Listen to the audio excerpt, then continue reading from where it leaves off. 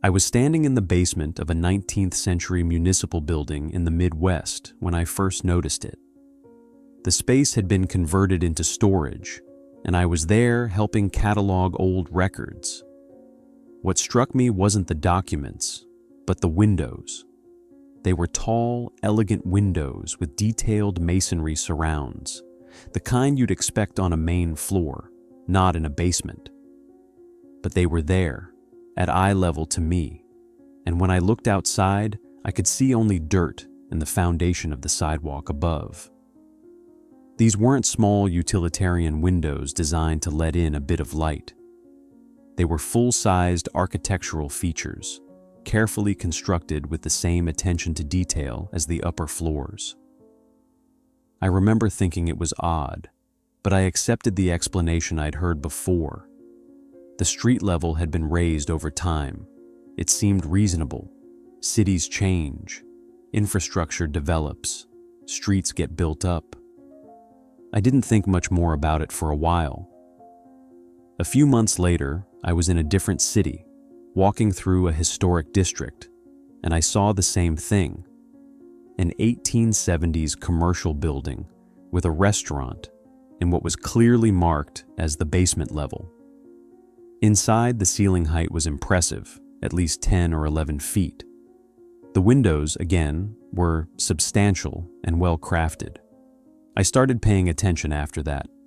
Not in an obsessive way, but whenever I was in an older part of a city, I'd look, and I kept seeing it. Buildings from the 1800s across different regions, with their first floors partially or entirely below the current street level. Doorways that had clearly been main entrances, now accessed by descending a full flight of stairs. Windows half buried, their top portions visible above the sidewalk, their lower portions underground. I started photographing these buildings, just casually at first. I wasn't investigating anything. I was simply curious about architecture and urban development. But as my collection of images grew, I began to notice patterns that didn't quite align with what I understood about how cities evolved. The standard explanation, the one I'd accepted without question, is straightforward. Over time, streets were gradually raised for various practical reasons: improved drainage, the addition of sewer systems, the laying of utilities, the need to prevent flooding. As streets were repaved and rebuilt multiple times over decades, the grade naturally rose. Buildings that were once at street level found themselves below it. This explanation is widely accepted and appears in historical records and city planning documents. It's logical, it's documented, and for most of my life, it was enough. But when you start looking closely at the buildings themselves, certain details don't quite fit together as neatly as you'd expect. Take the windows in that first basement I visited. They weren't just windows. They had carved stone lintels, decorative keystones, and proportions that matched the windows on the floors above. The masonry work around them showed the same level of craftsmanship. The sills were finished, detailed, meant to be seen and appreciated. Why would builders invest that level of effort, time, and expense on basement windows that would be underground, or at ground level, at best, receiving minimal light? From an architectural and economic standpoint, it raises questions. Basement windows in the 1800s, when they existed, were typically small, simple, and utilitarian. They were designed to provide minimal ventilation and light to spaces used for storage or mechanical systems. What I was seeing was something different. The ceiling heights presented another inconsistency. In these buried first floors, the ceilings often measured 10 to 12 feet, sometimes more. These are not basement proportions. Basements, by definition and by practical construction standards of the era, were lower spaces.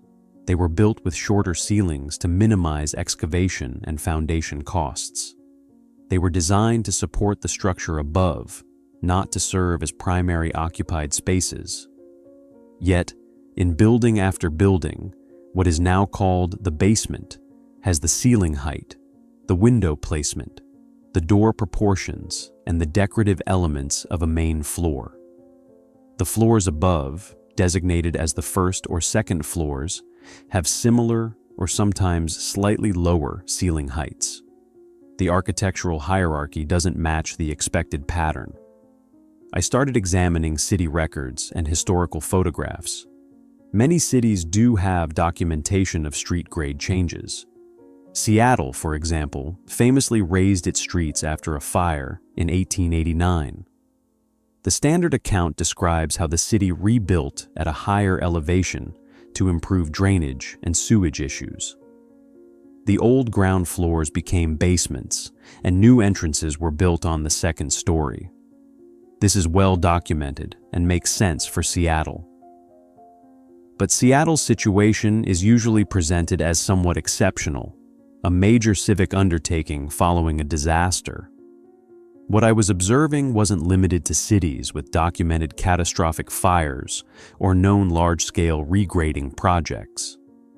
It was widespread, appearing in cities across North America, Europe, and other regions, in places without a dramatic historical explanation for such changes. I began to map it, not scientifically, but informally.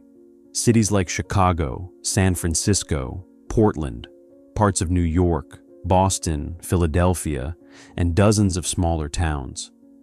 In Europe, I found examples in London, Edinburgh, Rome, and others.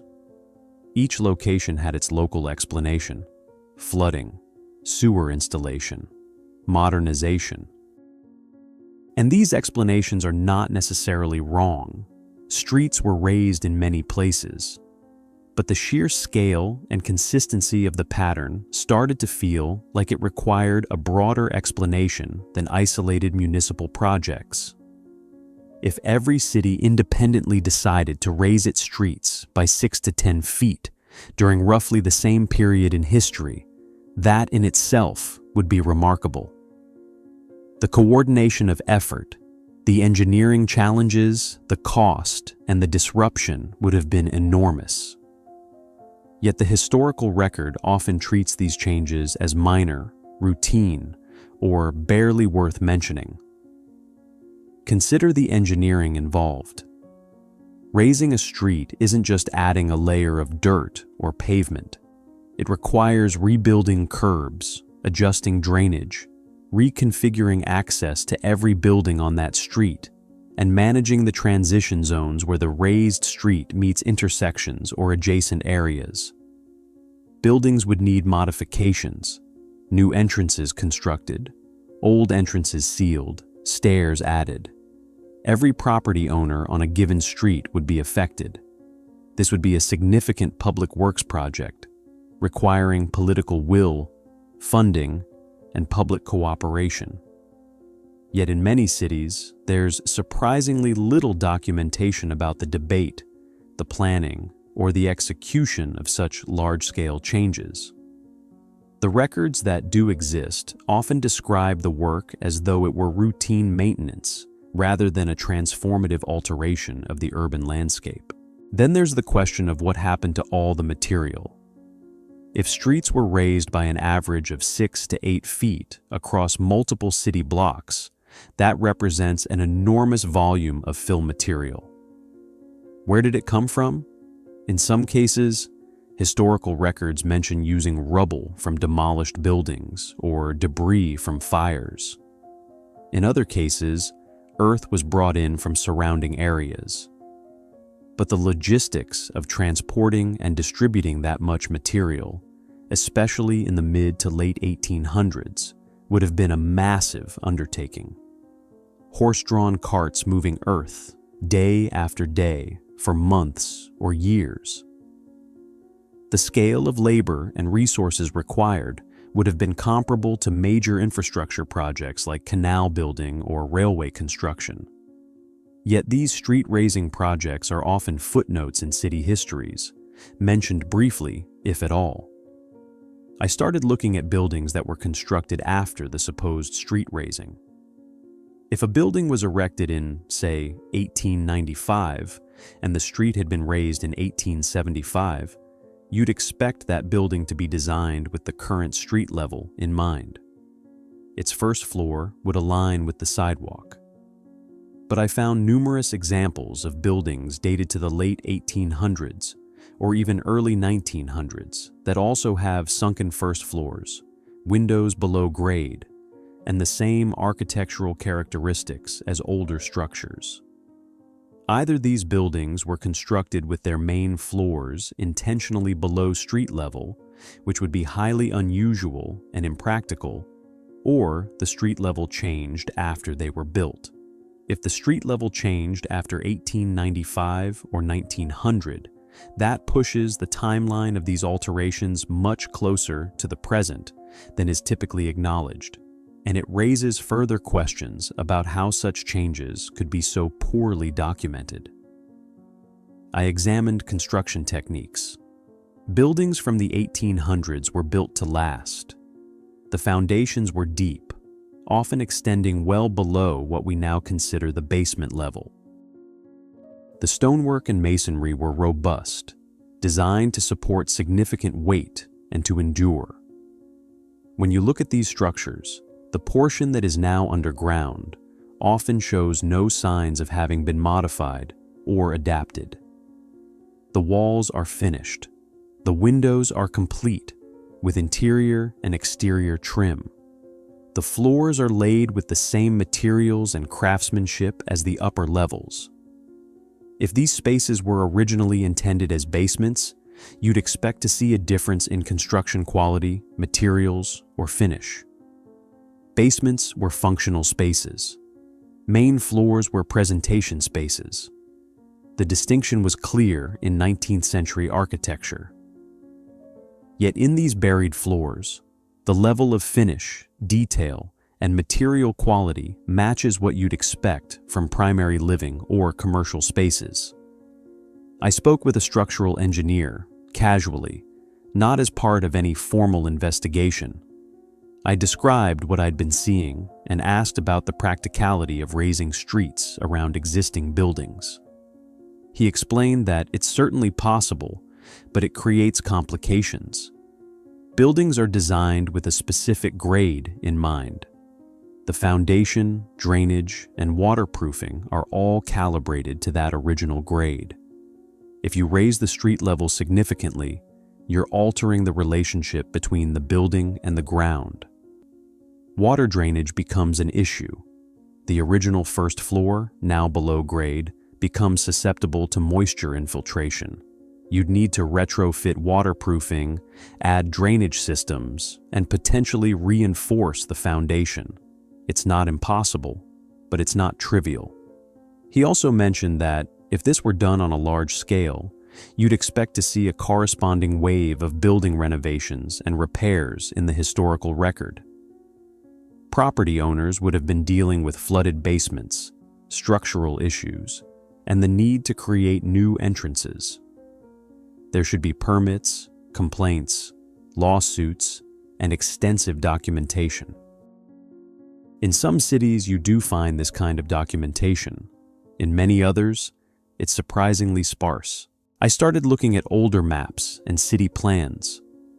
Maps from the mid-1800s show street layouts, but they don't always indicate elevation changes clearly. Some maps do show grade levels, and when you compare maps from different decades, you can sometimes see where elevations were altered, but not always.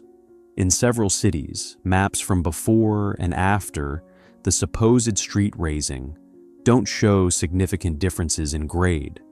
This doesn't necessarily mean the changes didn't happen, but it suggests that if they did, they weren't considered important enough to document carefully. That in itself is curious. Urban planners and engineers of the 19th century were meticulous. They kept detailed records. They documented infrastructure projects extensively. The absence of detailed records for such widespread and significant alterations is unexpected. I also began noticing the doors. In many of these buildings, the original main entrance, now below street level, is still visible. These are grand doors, often double doors, made of heavy wood with ornate hardware and transom windows above. They're positioned centrally on the facade, with architectural emphasis, columns, pediments, decorative stonework. These are not service entrances. They're clearly the primary entry points, designed to make an impression. Yet they're now accessed by descending a stairwell, or they're sealed off entirely. Meanwhile, what is now the main entrance is often a less prominent door on what was originally the second floor, accessed by an exterior staircase added later. The proportions feel off. The hierarchy of the facade is inverted. The most impressive architectural elements are below ground, while the current entrance feels like an afterthought. This pattern repeats across different building types: commercial buildings, government buildings, residential townhouses, churches, and schools. It's not limited to one kind of structure. Churches are particularly interesting. A church is a symbolic building, and its design is intentional. The entrance is meant to be welcoming and prominent. The windows are placed to bring in light in specific ways. The interior proportions are designed to create a sense of space and elevation. When you find a 19th century church with its main doors now below street level and its large stained glass windows half buried, it raises questions about whether that was ever the intended design. Why would a congregation build a church with its primary entrance and significant architectural features below grade, requiring visitors to descend to enter? It doesn't align with the purpose or symbolism of ecclesiastical architecture. I looked at photographs from the late 1800s and early 1900s.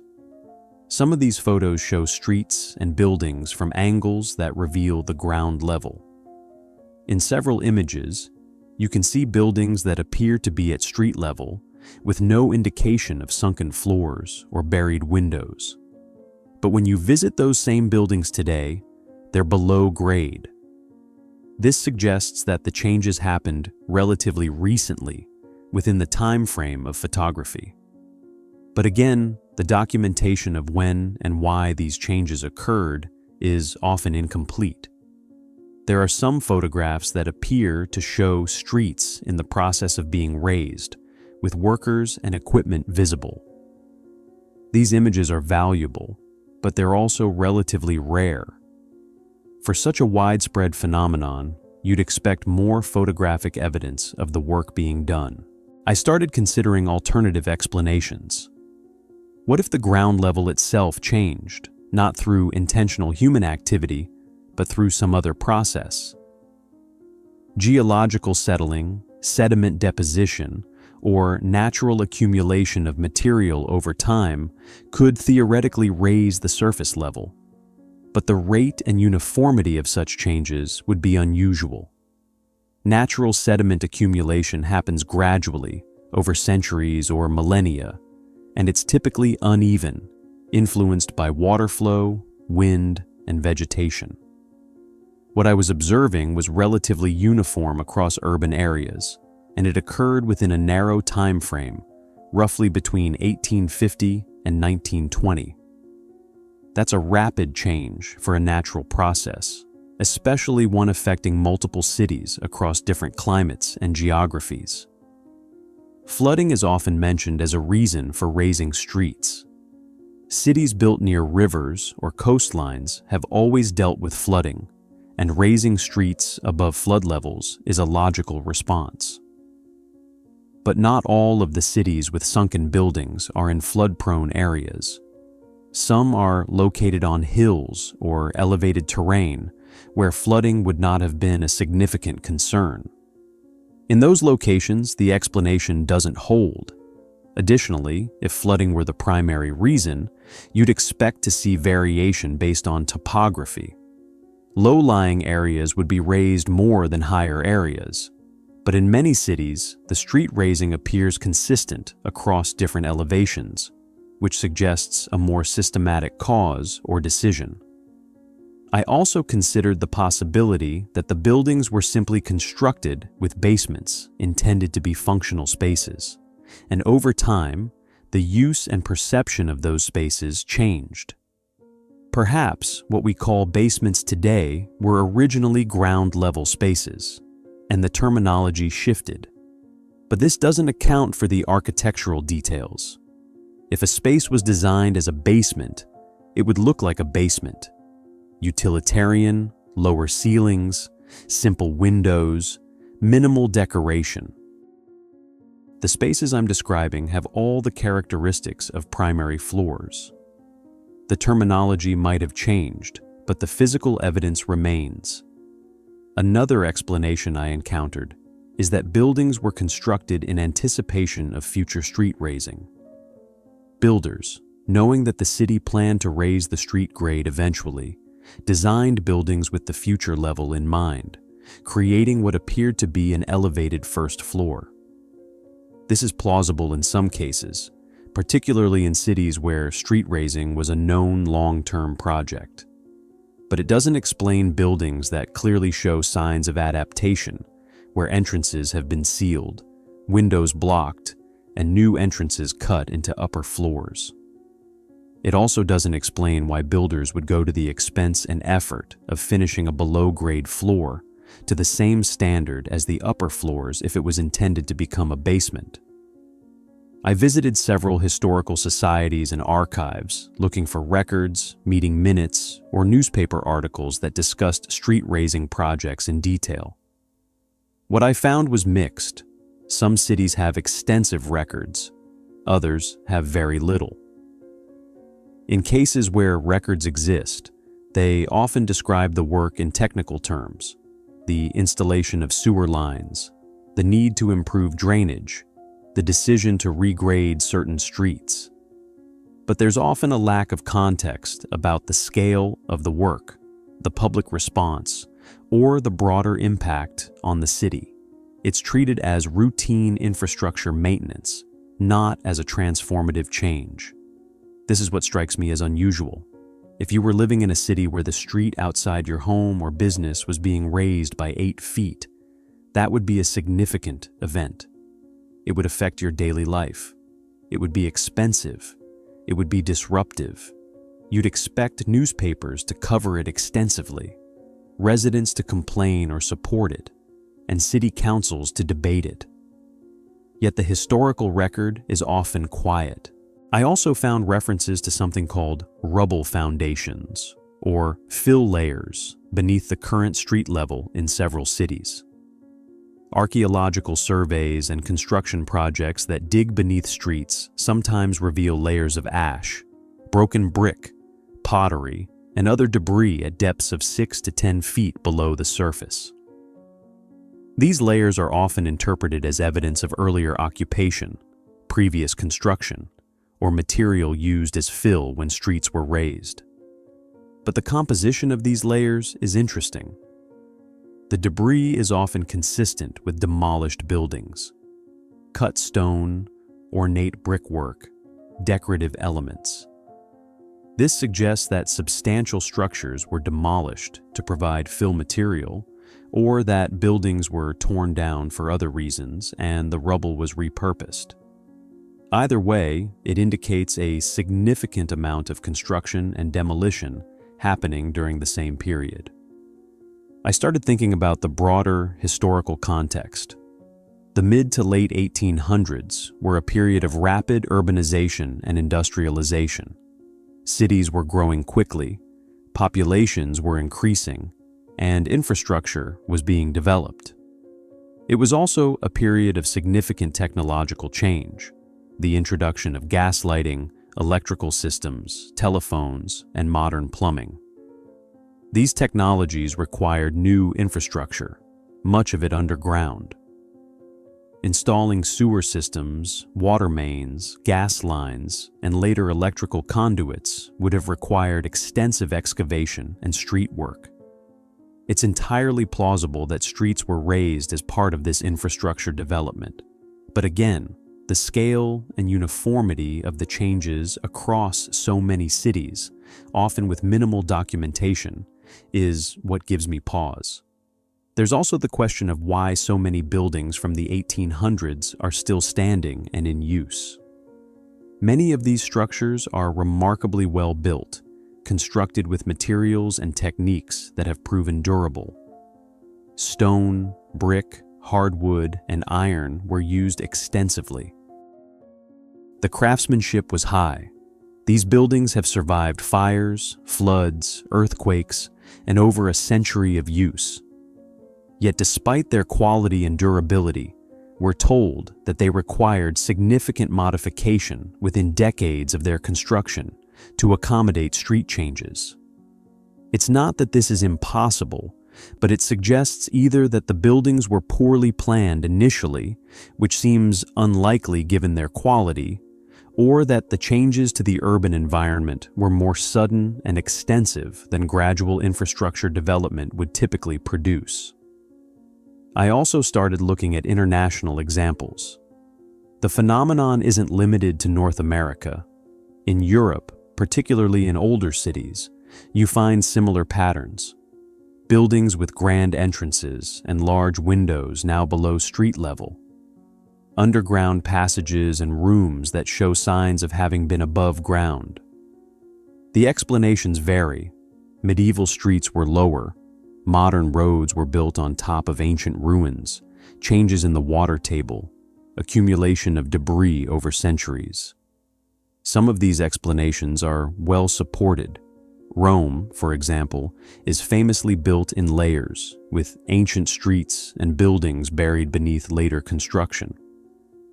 But even accounting for centuries of accumulation, the rate of change during the 1800s seems disproportionately high.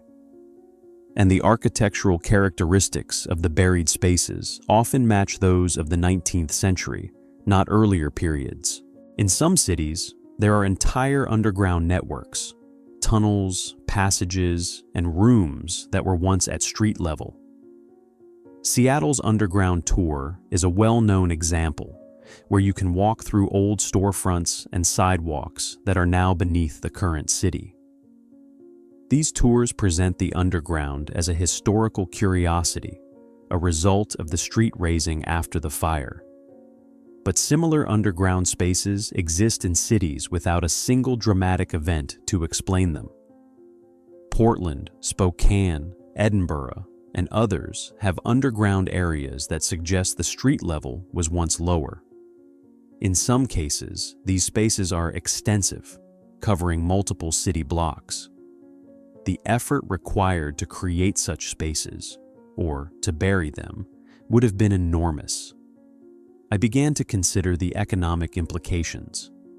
Raising a street, modifying buildings, and relocating infrastructure represents a massive investment. Who paid for it? In the 19th century, public works projects were typically funded through a combination of municipal bonds, taxes, and assessments on property owners. Large projects required political approval and public support. There should be records of bond issues, tax increases, or special assessments to fund street-raising projects. In some cities, you do find this documentation. In others, it's absent or minimal. This raises questions about how such expensive work was funded and organized, especially if it was happening in multiple cities simultaneously. I also thought about the timeline. If we accept that streets were raised in many cities between roughly 1850 and 1920, that's a relatively narrow window in historical terms. It suggests that something during that period made street raising necessary or desirable across a wide geographic area. The usual explanations, flooding, sewers, utilities, are all valid, but they're also location-specific. Every city has unique geography, climate, and infrastructure needs. The fact that so many cities independently arrived at the same solution during the same period and executed it in similar ways suggests either a high degree of communication and coordination between urban planners, or a common underlying cause that affected many places at once. I'm not suggesting I know what that cause was. I'm simply observing that the pattern is broader and more consistent than the localized explanations would seem to account for. It's possible that there was indeed extensive communication between cities. Urban planning was becoming professionalized during the 19th century. Planners and engineers shared ideas, published journals, and attended conferences. It's entirely plausible that best practices for street design and infrastructure spread quickly, leading to similar solutions in different places. But even accounting for professional networks, the sheer scale and synchronicity of the changes feel remarkable. I started looking at building records and permits. In cities where records have been preserved, you can sometimes find permits for building modifications, new doors, staircases, or entrances added in the late 1800s or early 1900s. These records support the idea that buildings were being adapted to a changing street level. But there are gaps. Not every modification was documented, and not every city kept detailed records. In some cases, buildings show clear signs of adaptation, but there's no corresponding permit or record explaining when or why the work was done. This could simply reflect incomplete record keeping, which was common. But it also means that our understanding of when and how these changes occurred is based on fragmentary evidence. I also considered the possibility that my perception was being influenced by selective observation. Perhaps I was noticing sunken buildings because I was looking for them, and ignoring the many buildings that align perfectly with the current street level. To test this, I tried to objectively survey several city blocks in different cities, noting every 19th century building and its relationship to the street. What I found was that the majority of buildings from that era do show some degree of grade difference, with the first floor lower than you'd expect, or windows and doors positioned in ways that suggest the street level has changed. It wasn't universal, but it was common enough to be the norm rather than the exception. Buildings constructed after about 1920 generally align with the current street level, which suggests that the period of change had largely ended by then. I spoke with a historian who specializes in urban development. I asked him about street raising and whether it was as common as I was observing. He confirmed that many cities did raise streets during the 19th and early 20th centuries, often for the reasons I'd already encountered: sewers, drainage, modernization. He also mentioned that the process was sometimes gradual, happening over decades as streets were repaved multiple times. Each time a street was resurfaced, the grade might be raised slightly, and over time, this accumulated into a significant change. This explanation makes sense for gradual changes of a few inches, or even a couple of feet. But it doesn't fully account for the buildings I was seeing, where the grade difference was 6, 8, or even 10 feet. That kind of change would require more than routine repaving. It would require deliberate regrading and significant earthworks. He also mentioned something that I hadn't considered: the introduction of automobiles. Early automobiles required smoother, more consistently graded roads than horse-drawn vehicles. In the early 1900s, as cars became more common, many cities undertook road improvements to accommodate them. This included regrading streets to reduce steep inclines, improve drainage, and create more uniform surfaces. It's possible that some of the street raising I was observing was related to this shift in transportation technology. But again, the timeline doesn't perfectly align. Many of the buildings with sunken first floors date to the 1860s, 1870s, and 1880s, well before automobiles were a consideration. If the street level changed after those buildings were constructed, it suggests that the changes began earlier than the automobile era. I also started paying attention to the materials used in these buildings. The stone, brick, and mortar from the 1800s have a distinctive quality. The bricks are often larger and denser than modern bricks. The mortar is lime-based, different in composition from modern cement. The stonework is hand-cut, with tool marks visible.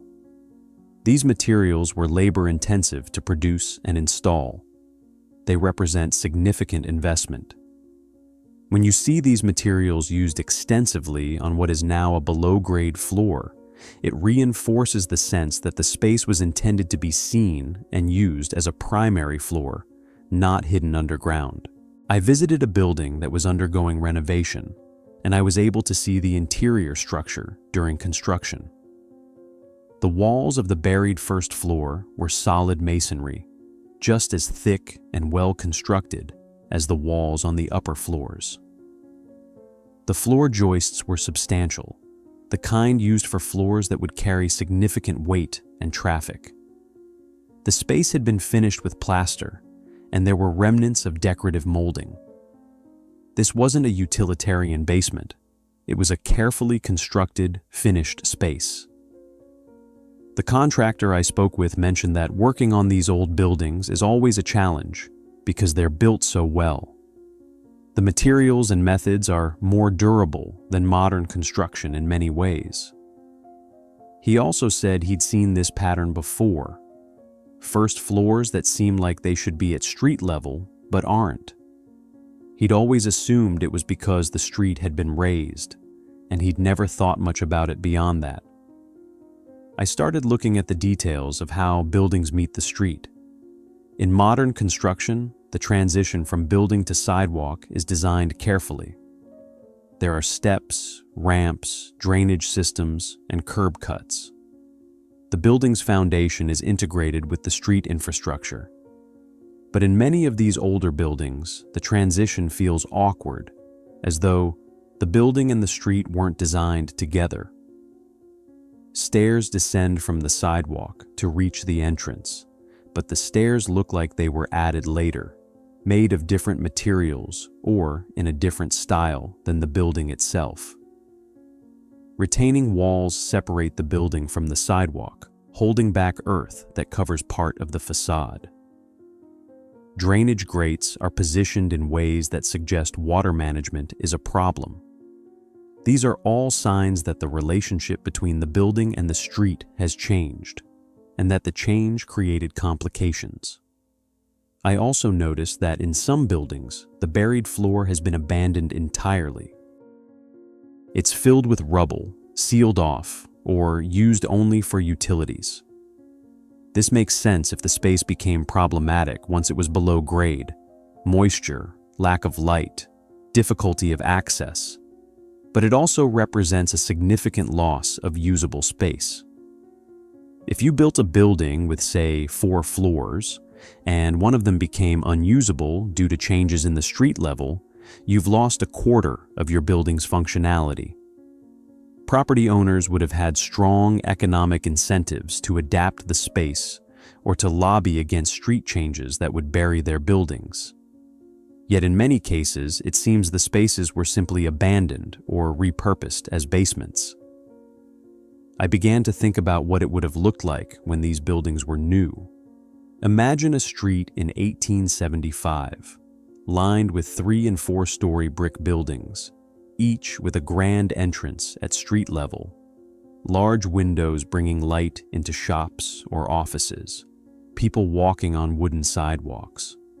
The scale and proportions would have been different from what we see today. The buildings would have felt taller, more open.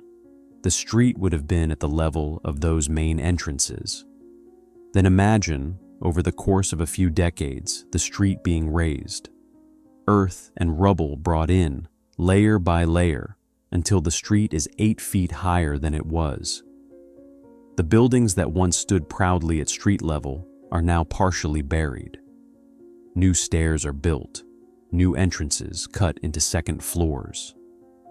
The original proportions are lost.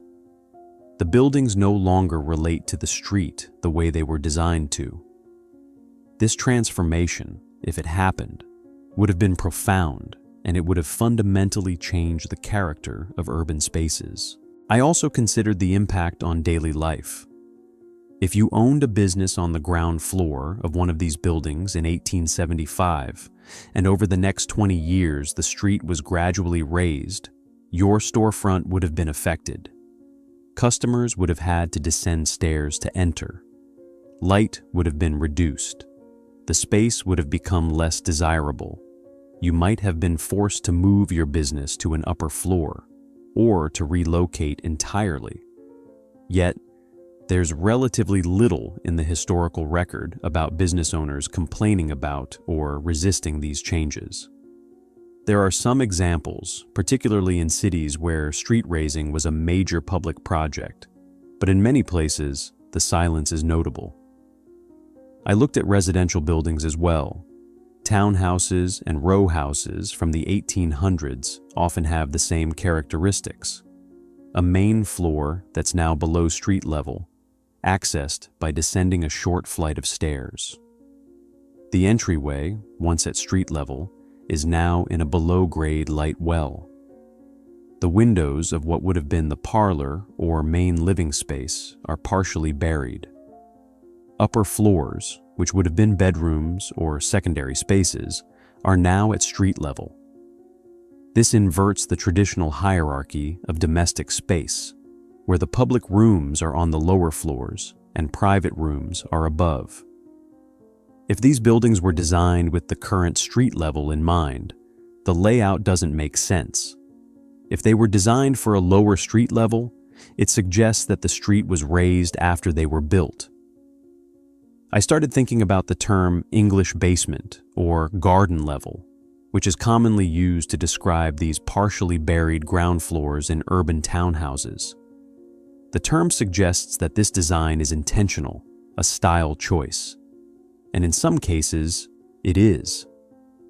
There are buildings, particularly from the mid to late 20th century, that were deliberately designed with a partially below-grade first floor to maximize space on narrow lots.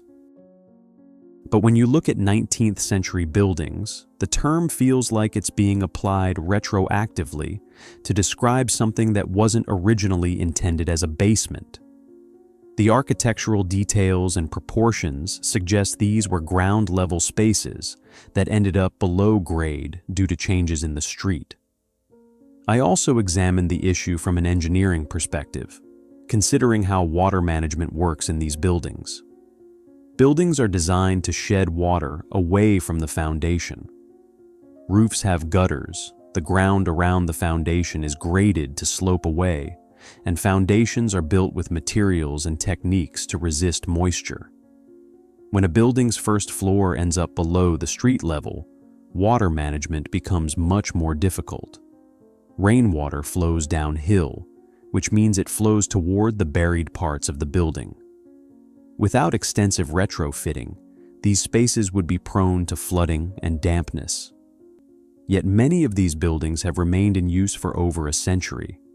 Either they've been continuously maintained with modern waterproofing, or the original construction was robust enough to handle moisture, or perhaps the street level change is more recent than we think, and the buildings haven't yet experienced the full long-term effects.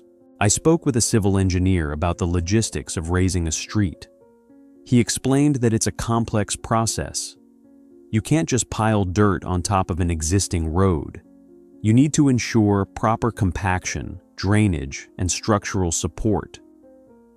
The new street surface has to be integrated with utilities, sewer lines, water mains, gas pipes, and eventually electrical conduits. Each of these systems has to be rerouted or elevated to match the new grade.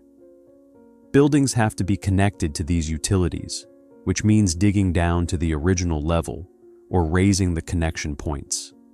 It's not impossible, but it requires careful planning and significant investment.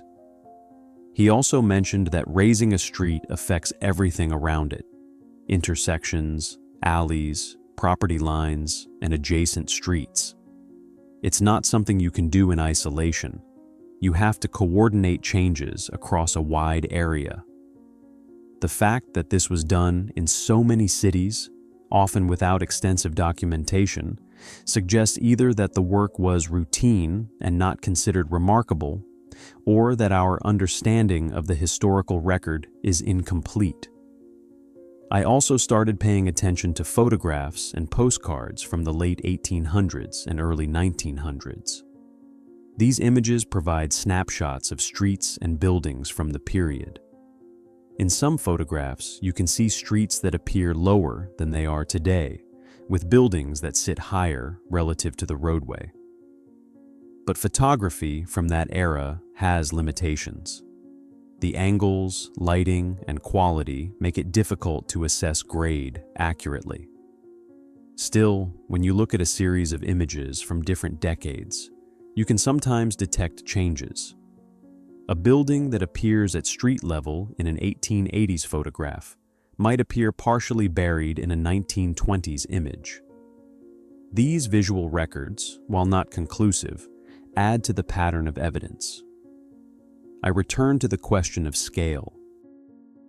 If we estimate conservatively that several hundred cities in North America and Europe experienced some degree of street raising during the late 1800s and early 1900s, and that each city raised streets in at least a portion of its downtown or commercial district, we're talking about an enormous collective effort. Thousands of city blocks, tens of thousands of buildings, millions of cubic yards of earth and material. This would have been one of the largest civil engineering undertakings of the era, comparable in scale to the construction of national railway networks or canal systems. Yet it's not discussed in those terms. It's treated as a series of small, local projects. That disconnect is what I find intriguing. I also considered the possibility that I'm overinterpreting what I'm seeing. Perhaps the buried floors and sunken entrances are simply the result of ordinary urban change, accumulated over time, and my attempts to find a larger pattern are imposing meaning where none exists. This is a fair criticism. Human beings are pattern-seeking creatures, and we can see connections even in random data. But the consistency of what I'm observing across different cities and contexts suggests that there is a pattern, even if the explanation for it is more mundane than it might seem. The question is whether the standard explanations fully account for the scale, timing, and characteristics of the changes. I also thought about the social and cultural context. The late 1800s were a time of great change, not just technologically, but socially. Cities were centers of industry, commerce, and immigration. They were growing rapidly, sometimes chaotically. There was a belief in progress and modernization, a sense that the old ways were being left behind. In that context, undertaking large projects to remake urban infrastructure would have been seen as positive, as part of building a better future. Perhaps the street-raising projects were part of that broader cultural moment, and the lack of detailed documentation reflects the fact that they were seen as routine improvements rather than extraordinary events. I started thinking about what we might have lost. If streets were raised and the original ground floors of buildings were buried, then we've lost access to the way those spaces were originally experienced. The proportions, the light, the relationship to the street, all of that has changed. Now we see these buildings as they are now, not as they were intended. It's like looking at a painting that's been cropped, or a sculpture that's been partially buried. You can still appreciate what remains, but you're not seeing the whole work. This isn't necessarily a tragedy, but it is a loss of historical context and architectural integrity. I also wondered about what might still be underground. If first floors were buried, what happened to the contents? Were they cleared out?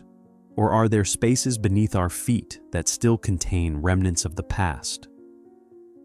In some cities, there have been discoveries during construction or renovation. Old storefronts, sealed rooms, forgotten tunnels. These finds offer glimpses of what was once at street level. They're physical evidence of the changes that occurred, but they're also fragmentary. We don't have a complete picture of what lies beneath. I return to the question of why. Even if we accept that streets were raised for practical reasons, why was it done so extensively and so consistently? Why not explore other solutions? If flooding was an issue, why not improve drainage without raising the street? If sewers needed to be installed, why not place them at depth and leave the street level unchanged? There may have been good reasons, technical or economic, but the historical record doesn't always explain the decision-making process. We're left with the results, but not always the reasoning. I also thought about the possibility that there were multiple factors at work. Perhaps in some cities, street raising was a response to a specific crisis, like a fire or flood. In others, it was part of planned infrastructure development. In still others, it was a gradual accumulation of changes over time. The pattern I'm observing might not have a single cause, but rather a combination of causes that produced similar results in different places. This seems plausible, but it also means that understanding the full picture requires looking at each city individually, which is a daunting task. I began to feel that the more I looked, the more questions I had.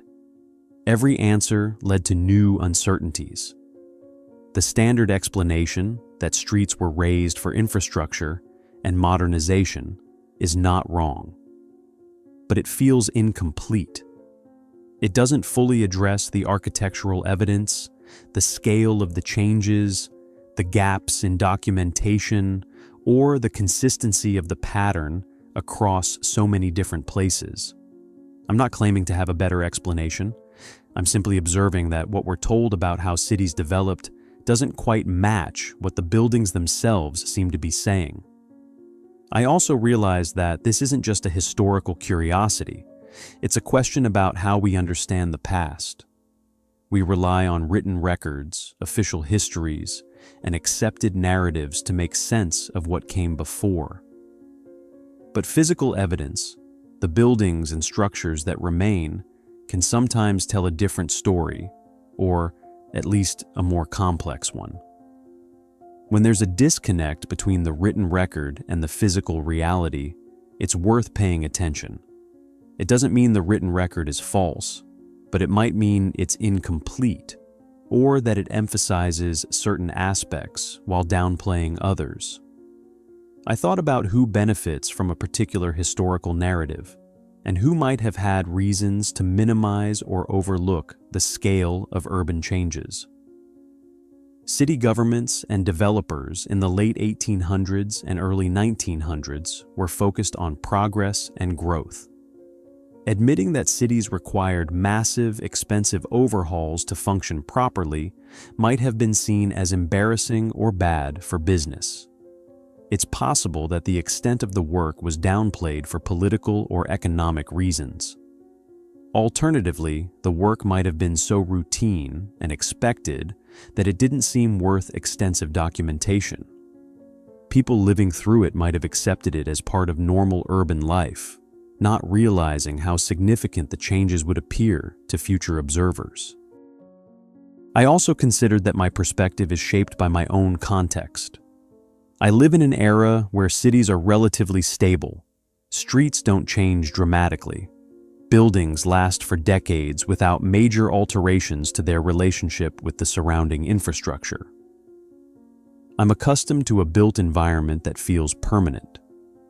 Looking back at a period when cities were more fluid, when large-scale changes were more common, might make those changes seem more mysterious or significant than they actually were at the time. But even accounting for that difference in perspective, the evidence still raises questions. I decided to focus on one city and try to trace the history of street changes as thoroughly as possible. I chose a mid-sized city with relatively well-preserved 19th century architecture and accessible archives. I spent weeks going through city council minutes, newspaper archives, engineering reports, and building permits. What I found was a patchwork. There were references to street work, sewer installation, and grading projects, but the information was scattered and often vague. Specific streets were mentioned, but not always with details about the extent of the work or the reasons for it. There were a few major projects that were well documented, but many smaller changes that appeared in the record only as brief notes or budget line items. When I cross-referenced this with the buildings themselves, I found that the documented projects didn't fully account for all the grade changes I could observe. Either there were additional projects that weren't documented, or the changes happened more gradually and informally than the official record suggests. I also found references to property disputes and complaints related to street work. Business owners and residents did sometimes object to changes, particularly when they were assessed fees or when construction disrupted access. These disputes provide some insight into the process, but they're also fragmentary. Not every dispute was recorded, and not every concern was taken seriously. The voices of ordinary people, the ones most affected by these changes, are often absent from the historical record. We hear from city officials, engineers, and property developers, but less from the people who lived and worked in these buildings. I started thinking about the narrative we tell about the 19th century. It's often framed as a time of innovation, expansion, and progress. Cities grew, technology advanced, and society transformed. This narrative isn't false, but it can obscure the disruptions and difficulties that came with those changes. Large-scale infrastructure projects, whether street raising or any other kind, are disruptive. They're expensive. They create winners and losers. Not everyone benefits equally. The neat progressive narrative might smooth over those complications, presenting change as inevitable and universally positive, when the reality was likely messier. I also wondered what future generations will think when they look back at our era. Will they find similar disconnects between what we say we did and what the physical evidence shows? Will they wonder why certain decisions were made or why certain things weren't documented? Our perspective on the past is always limited by the evidence that survives and the questions we think to ask. It's possible that people in the 1800s thought they were documenting their world thoroughly, just as we do today, but that the details they considered important aren't the ones we're looking for now.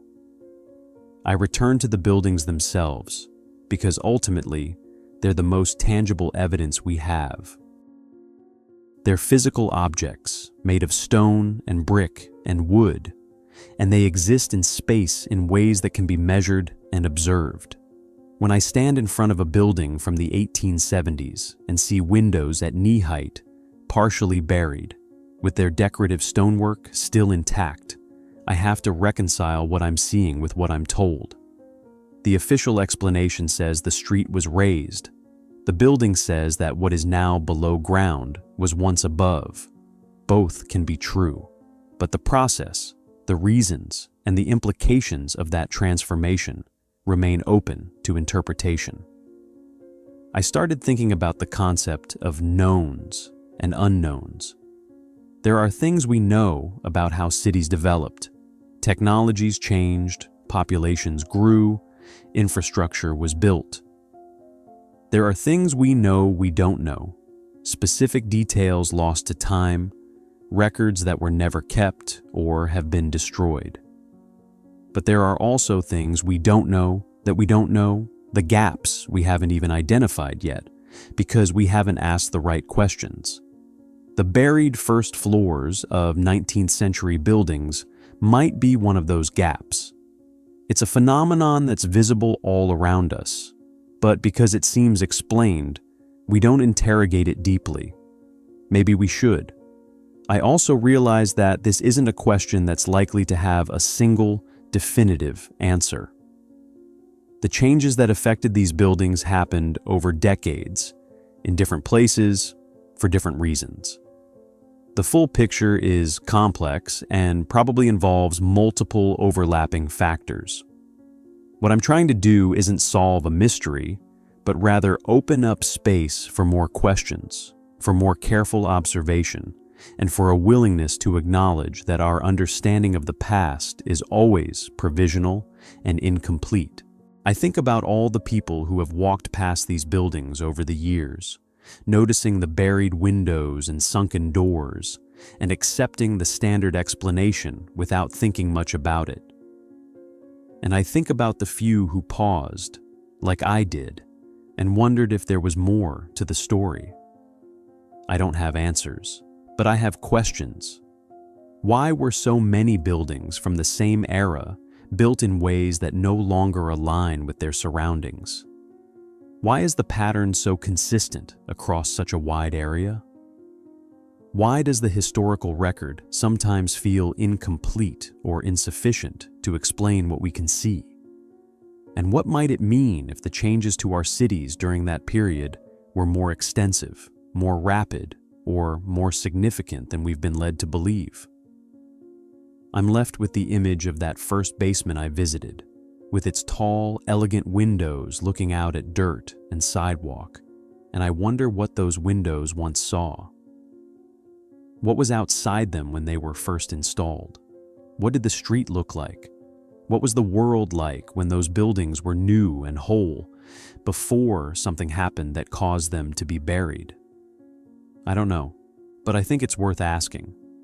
Because if we don't ask, if we simply accept the surface-level explanations and move on, we might be missing something important about our own history, about the places we live, and about the world that was here before us.